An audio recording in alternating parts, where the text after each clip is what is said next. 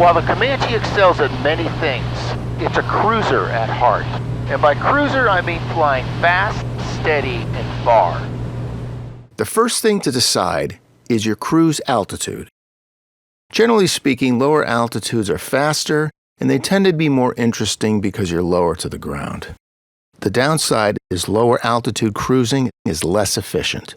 It's a shorter range and it uses more fuel, and you have to deal with airspace, whether that's going through it or around it.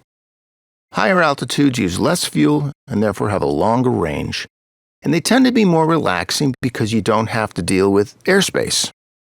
The very higher altitudes are also slower. However, wind is often the largest factor in determining the best altitude for your flight. Typically, wind gets stronger with altitude.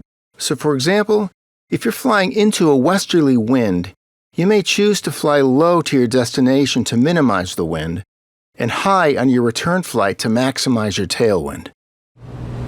So here we are flying into a strong westerly headwind. So we've decided to cruise at 3,000 feet and 65% power. Now the book gives us 4 different ways to achieve 65% power at 3,000 feet. And you might be thinking, well, which one should I choose? In most cases, you're going to want to cruise at the lowest possible RPM that achieves your desired power setting.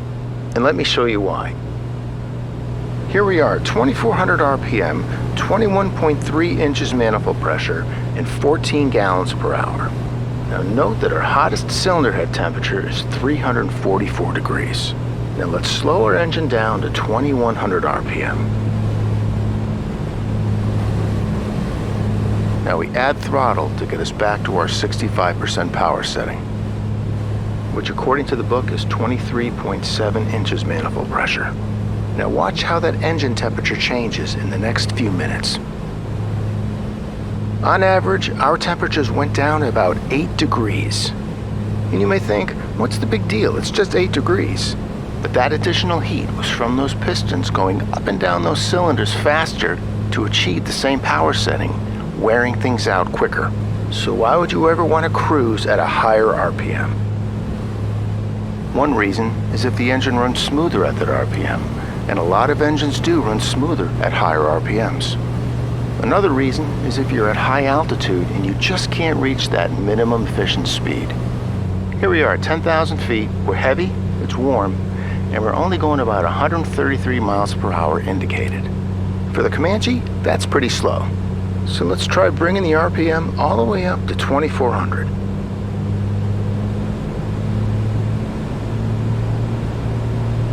Watch that airspeed gauge.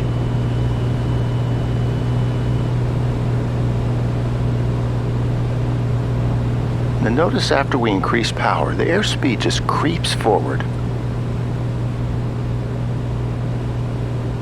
We've gone from 133 to 140 miles per hour. And we'll probably settle at something like 141 or 142. And even though at this higher RPM we're less efficient, that's pretty good. And the third reason, probably most common of all, is we just want to go as fast as we can. But we need to first understand not how fast we want to go, but how fast does the airplane want to go. An airplane is designed to cruise most efficiently at a specific speed. Going beyond that design speed introduces all kinds of drag. And drag is an airplane's merciless enemy. That's because drag doesn't increase with speed together, meaning linear, it's exponential, which means for every equal increment of power we add, the less speed we gain. And eventually, it's like hitting a brick wall. Now you can actually add small modifications to the airframe to reduce this drag a little bit, and you will get a little extra speed. But beyond this, we have to understand how to get the most out of our engine. Now just like us, engines breathe air. And the higher the altitude, the thinner the air, and the worse we both perform. But that thinner air at higher altitudes also gives us a benefit. It reduces our drag. So we have 2 opposing forces. Now here's a chart showing true airspeed versus altitude. You can see the fastest this airplane will fly is at sea level, full power, full RPM. but we're not going to fly around at sea level, and we're also not going to fly around all day at 100% power. So let's say we want to cruise at 75% power. Now that means at sea level, because it's 75%, we're throttled back. But as we increase altitude, we have to add throttle to maintain that same 75%. And as we climb into thinner air with that same power, we go faster. Until when we finally hit 7,000 feet, we are at full throttle. So the higher we climb from this point, the more power we lose and the slower we go. So at 75% power, 7,000 feet is the fastest this airplane will go. Now over to 65% power, we can produce that all the way up to 10,000 feet. And 55% power, we can produce all the way up to 14,000 feet. So let's go to 7,000 feet, 2,400 RPM, full throttle, which is 75% power. Here we are at 7,000 feet in our maximum cruise setting, which is 2,400 RPM, 22.8 inches manifold pressure, and 16 gallons per hour, which makes for 75% horsepower, giving us 184 miles per hour true airspeed. Now let's say that we want to travel 400 miles from this point. How long is it going to take us, and how much fuel are we going to burn? Well, simple math will tell us it takes 2 hours and 10 minutes and burns almost 35 gallons of fuel. Now, since wind is a constant random variable, let's assume we have a calm wind. I'm going to give you two low RPM alternatives to this power setting. Let's first try a pretty economical cruise. We're going to stay at this altitude, but all we're going to do is pull our RPM all the way back to 1900. So just with that RPM change, we're burning 12.7 gallons and making 63% horsepower. Now, as our speed bleeds off, we'll have to give a little more nose-up elevator to maintain level flight. So now that our speed is settled, we're doing 174 miles per hour true airspeed. We're going to take this further. We're going to go down to 1,800 RPM.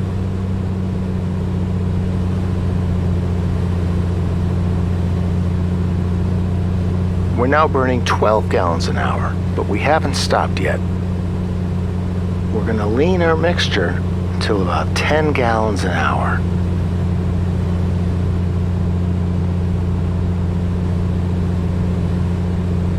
So right now, instead of running at 2,400 RPM and burning 16 gallons an hour, we're now burning 10 gallons an hour. And let's see where this aircraft settles at. We're at about 150, 151 miles an hour indicated, which gives us 166 miles per hour true airspeed. So looking at this, I'm going from the very fastest to the slowest, leanest cruise. It has only cost us 14 minutes and a 400-mile trip. And we've saved 11 gallons of fuel, 25% less engine wear, and less noise. This is why I want people to understand how great low RPM cruises are for your airplane. It's important to know what the cost is for a high RPM cruise. And this actually at 1,800 RPM, you can push this 1,800 RPM up to about 25 inches manifold pressure. So we actually have more to go. So we've seen an advantage without even taking full advantage of the low RPM efficiency of this engine and propeller.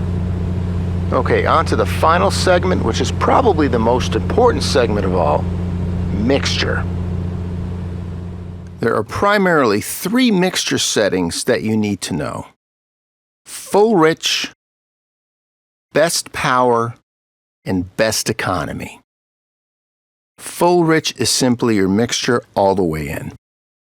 Full rich gives you close to your best power and your lowest engine temperatures. This is typically only used in takeoff and the beginning of your climb. And that brings us to the next mixture setting, which is best power. Best power is leaner than full rich, but it's still a pretty rich mixture setting that gives you the most power. The third mixture setting is best economy.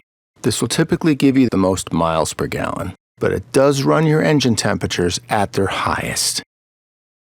So let's start with the most economical, because it's the easiest. It takes about 5 seconds.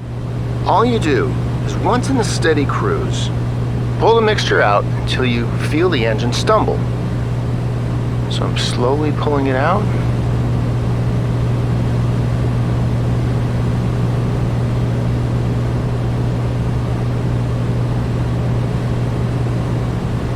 There you go. There it is. And as soon as that happens, just add a little mixture until the stumble goes away and it's nice and smooth. Now let's do that again and watch our analyzer while we do it. Just to show you how this works, I'm going to pull the mixture out from rich to lean. Orange is your best power. Green is the best economy.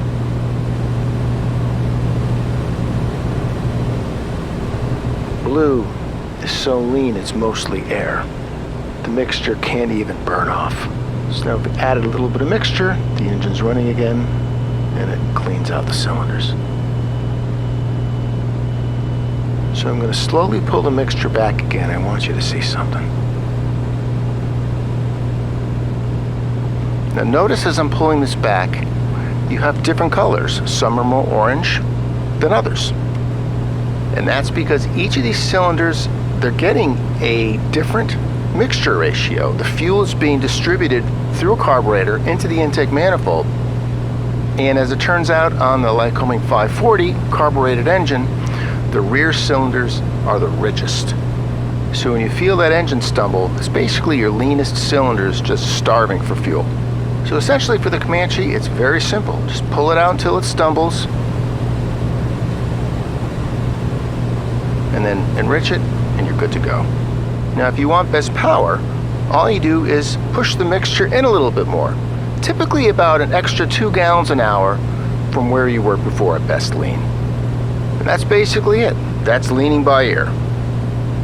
The other way of finding your best mixture is by using your JPI engine monitor. To do so, we click the Lean Find button. And then you pull back the mixture almost as slowly as you possibly can. Because as you're pulling back the mixture, the EGT, the engine gas temperatures, are rising in all these cylinders. At some point, as I continue to lean, the temperatures will peak and reverse. Right now, the JPI is watching all of these EGT temperatures rising. And the moment one reaches a peak and starts to reverse, it will identify that as the leanest cylinder. So we're continuing to slowly lean, because if we lean too quickly, it'll find a false peak.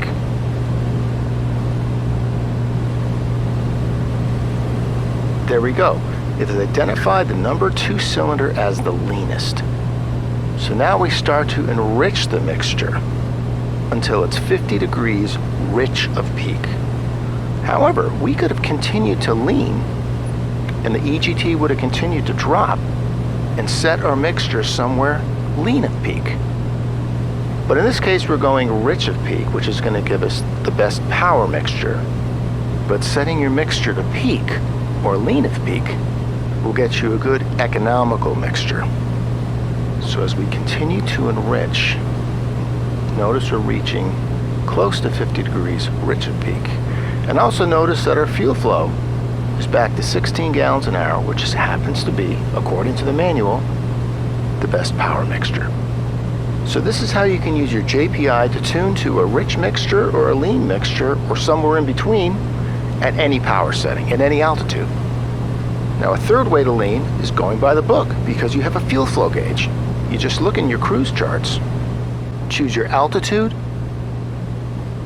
power setting, and then adjust your mixture to the book's gallons per hour. So you can lean by the book, or you can lean by ear, or you can lean by using the JPI. It's really whatever you're most comfortable with. But regardless of which way you decide to lean, make sure your final decision maker is always your ear. Because no matter what the manual or any of these instruments say, when it comes to finding the right mixture that your engine needs, a trained ear and a gut instinct takes priority over what any instrument will tell you. You just have to learn to listen to your engine. And with Accu-sim, you can do that exactly the same way as you do in the real airplane. Well, I hope this video was informative, as there's a lot that goes into managing a combustion engine. But when you do it just right, it's very satisfying.